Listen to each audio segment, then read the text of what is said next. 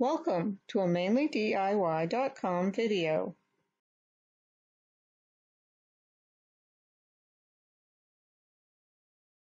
So I'm just going to cut out my printed design. I'm using my rotary cutter. You could use a pair of scissors, whatever you have, and just cut inside the line. Maybe I cut a little bit more than I wanted to there, but that will work fine. And I'm using my ceramic blade rotary cutter. You can look at Mainly DIY to see where to get one. I like these. They last like forever. And you don't have to switch up between paper and fabric. So if you're a multi-media crafter, this is perfect. You have a scoreboard that works really great for folding your card, but let's say that you don't. So I'm just going to line up the edges.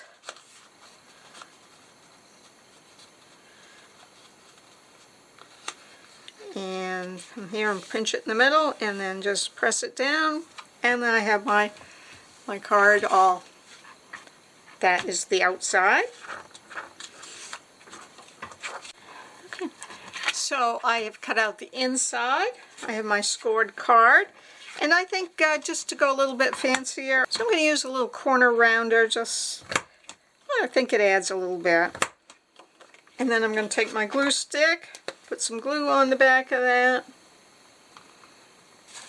and then I will just glue that on my card. So I found this picture of a flying squirrel, and I'm going to cut him out and put him on my card. So I am just going to trim it down some. Be sure to check out Mainly DIY to see where I've gotten my artwork from. So there he is. I could just paste it on like that, but that wouldn't be super attractive. So what I'm going to do is I'm going to trim it down just a hair more. So I have my little squirrel all cut up to relatively small size. And here I have a piece of scrap cardstock from another project. And I am going to glue my squirrel on there.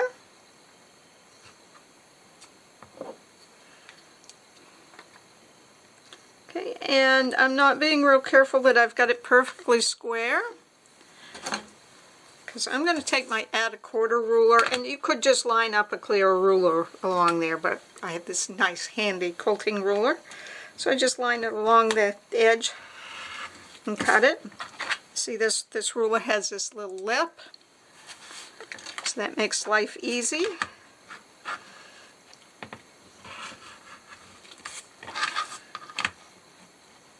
So now my little squirrel has a little frame around him, and I can just glue him right on there. Okay, so our card is all set and all done. Ready to go. But let's say the squirrel I found isn't going to fit with all of that. So let's do something a little bit different. Let's take a different squirrel design here. And it's like there's no way he's going to all fit. So I am just going to do a rough cut and kind of rough cut around him, and then I'll figure out how much of him I'm actually going to be able to get in my card. Okay, so obviously I'm not going to be able to get the whole squirrel in my card, so I am just going to figure out where I want to cut it, putting the glue on the back side, the inside of my card, and I will put my squirrel right up to the fold, not beyond, but just barely up to it, and I have a little bit of room to wiggle him around to figure out where I want him. And then I'm going to go ahead and I'll just take my rotary cutter and trim him right off.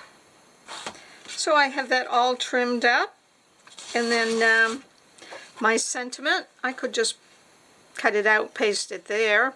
That would work. But I'm just going to take my scissors